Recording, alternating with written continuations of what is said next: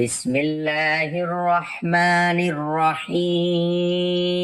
میاں بیوی کے تعلق سے کچھ ایسے مسائل ملے ہیں جن کا جاننا انتہائی ضروری ہے، مگر ہماری اکثریت اس سے لا علم ہے۔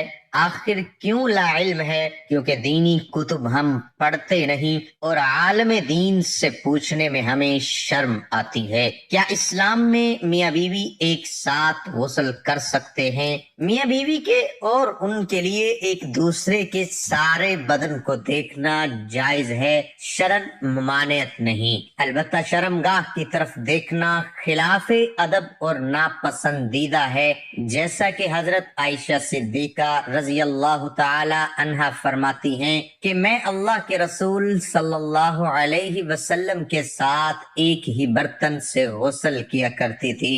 آپ مجھ پر سبقت فرماتے تو میں کہتی مجھے بھی پانی دیجیے۔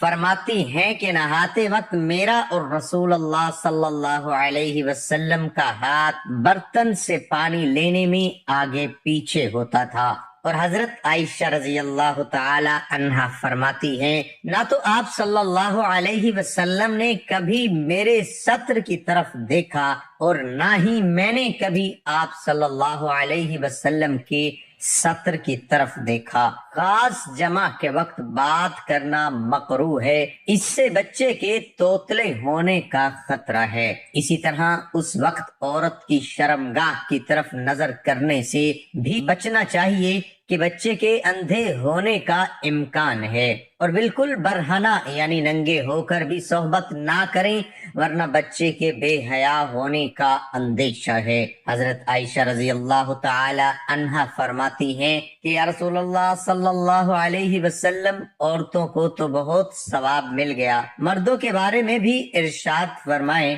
یہ سن کر نبی صلی اللہ علیہ وسلم مسکرائے اور فرمایا مرد اپنی عورت کا ہاتھ پکڑ کر مانوس کرتا ہے تو اس کے لیے ایک نیکی لکھی جاتی ہے، جو مرد پیار سے اپنی عورت کے گلے میں ہاتھ ڈالتا ہے اس کے حق میں 10 نیکیاں لکھی جاتی ہیں۔ جب بیوی سے جمع کرتا ہے تو وہ دنیا و معافیہ سے افضل ہوتا ہے۔ جب غسل کرتا ہے تو بدن کے جس بال پر سے پانی گزرتا ہے تو ہر بال کے بدلے میں ایک نیکی لکھی جاتی ہے اور ایک درجہ بلند کر دیا جاتا ہے۔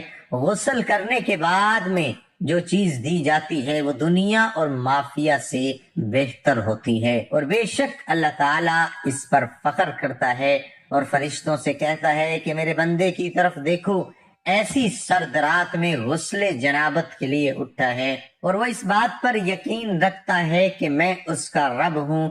تم اس بات پر گواہ رہو کہ میں نے اس کو بخش دیا۔ بہترین بیوی وہ ہے جو سونے کے کمرے میں اپنے حسن و جمال اور بستر پر خاوند کے ساتھ خوبصورت اور اطوار قائم کرے اور اسے اپنے پیار کے جادو میں جکڑ لے، اور دوران صحبت اپنے شوہر کے مقصد پر نگاہ رکھے اور غور کرے کہ اس کا خاوند کیا چاہتا ہے، اور پھر اس کی پسند سے بھی بہتر انداز میں اپنے آپ کو اس کے سپرد کر دے، نرم گفتگو کرے، اس کی رغبتوں اور چاہتوں کو پورا کرتے ہوئے اس کو سیر کر دے، کبھی بھی اس کے بستر پر جانے سے نہ روکے۔ اگر وہ اس کے ساتھ مقاربت کا خواہش مند ہے قطعاً نافرمانی نہ کرے۔ اللہ رب العزت کے ہاں یہ بہت بڑا گناہ ہے۔ جب شوہر بیوی کو اپنا طبی تقاضا پورا کرنے کے لیے بلائے تو بیوی انکار نہ کرے۔ اس سلسلے میں حدیث مبارکہ میں واضح تعلیمات موجود ہیں، چنانچہ ارشاد مبارکہ ہے جب آدمی اپنی بیوی کو اپنی حاجت پوری کرنے کے لیے بلائے اور بیوی انکار کرے، جس پر شوہر غصے کی حالت میں رات کو سو جائے تو صبح تک فرشتے اس عورت پر لعنت بھیجتے رہتے ہیں۔ دوسری روایت میں ہے کہ حضرت طلق بن علی فرماتے ہیں کہ رسول اللہ صلی اللہ علیہ وسلم نے ارشاد فرمایا جب شوہر اپنی بیوی کو اپنی حاجت پوری کرنے کے لیے بلائے تو اس کے پاس چلی جائے، اگرچہ روٹی پکانے کے لیے تندور پر ہی کیوں نہ کھڑی ہو۔ حضرت سیدنا عبداللہ بن مسعود رضی اللہ تعالی عنہ سے ایک شخص نے کہا، میرا جس لڑکی سے نکاح ہوا ہے میرا گمان ہے کہ کہیں وہ مجھے ناپسند نہ کرے۔ آپ رضی اللہ تعالی عنہ نے فرمایا، محبت اللہ کی طرف سے ہے اور نفرت شیطان کی طرف سے۔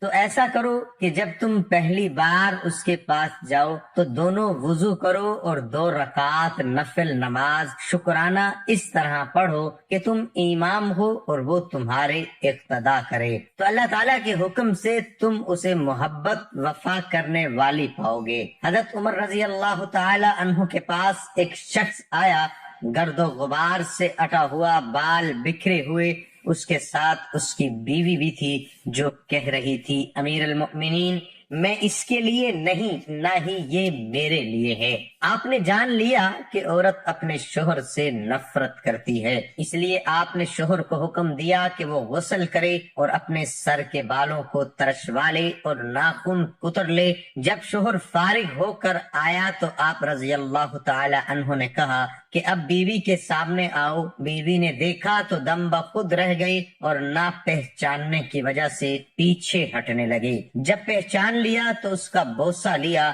اور اپنے دعوے سے دستافزار ہوئی۔ حضرت عمر رضی اللہ تعالی عنہ نے فرمایا کہ تمہیں ان کے ساتھ اسی طرح کا برتاؤ کرنا چاہیے، اللہ کی قسم انہیں یہ بہت پسند ہے کہ تم ان کے لیے آراستہ پیراستہ رہو، جیسے تم چاہتے ہو وہ تمہارے لیے ہی بنی سمری رہے۔ حضرت سیدنا امام غزالی رحمت اللہ علیہ فرماتے ہیں کہ جمع کرنا جنت کی لذتوں میں سے ایک لذت ہے۔ حضرت جنید بغدادی رحمت اللہ علیہ فرماتے ہیں، انسان کو جمع کی ایسے ہی ضرورت ہے جیسا کہ غذا کی۔ آپ صلی اللہ علیہ وسلم نے ارشاد فرمایا، مرد کا اپنی بیوی کے ساتھ اکٹھی ایک بستر پر سونا افضل ہے یہ کہ کسی ایک کو عذر ہو، اس لیے کہ مقصد ہم بستری کرنا نہیں ہے، مقصد بیوی کے دل کو خوش کرنا ہے۔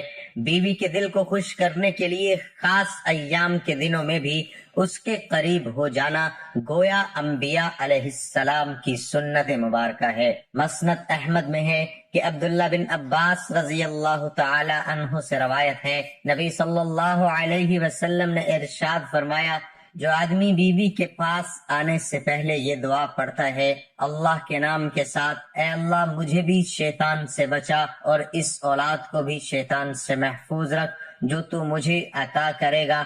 اگر میاں بیوی کی اس تعلق میں اولاد کا فیصلہ کر دیا گیا تو شیطان کبھی بھی اس کو نقصان نہیں پہنچا سکے گا۔ شوہر اپنی بیوی کی مرضی کے بغیر زیادہ سے زیادہ 4 ماہ کی مدت تک اپنی بیوی سے دور رہ سکتا ہے۔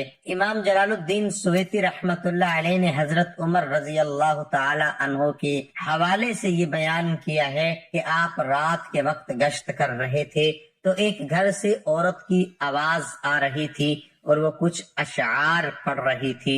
مفہوم یہ تھا کہ اس کا شوہر اس سے کہیں دور چلا گیا تھا اور وہ اس کے فراغ میں غم زدہ تھی۔ سیدنا عمر فاروق رضی اللہ تعالی عنہ آئے اور اپنی زوجہ سے دریافت کیا کہ شادی شدہ عورت شوہر کے بغیر کتنی مدت رہ سکتی ہے، تو انہوں نے جواب دیا کہ 3 سے 4 ماہ۔ آپ رضی اللہ تعالی عنہ نے حکم جاری کر دیا کہ ہر فوجی کو 4 ماہ بعد ضرور چھٹی دی جائے تاکہ ہر فوجی اپنی بیوی کا حق ادا کر سکے۔ دعا ہے کہ اللہ تعالی ہم سب کو شریعت کے مطابق زندگی گزارنے کی توفیق عطا فرمائے اور ہم سب کو 5 وقت نماز با جماعت ادا کرنے کی توفیق عطا فرمائے اور ہمارا خاتمہ ایمان پر فرمائے اور ہمیں جنت الفردوس میں اعلیٰ مقام عطا فرمائے، آمین ثم آمین۔ ناظرین، کمنٹ باکس میں اللہ تعالیٰ کے 99 ناموں میں سے